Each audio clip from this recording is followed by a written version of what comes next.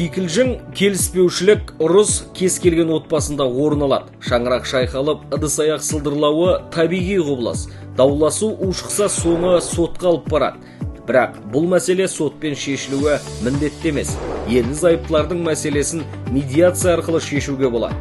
Өйткені бұл ең тиімді жол. Дамыған елдерде даулардың 90% осы жүйе арқылы жүзеге асады.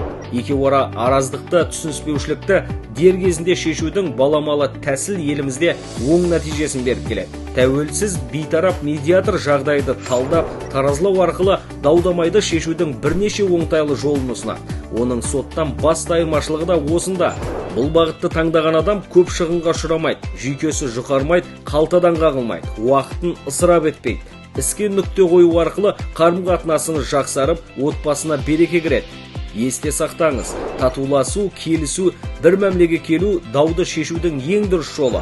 Бұл мемлекеттің өркендеуінің алғы шарты.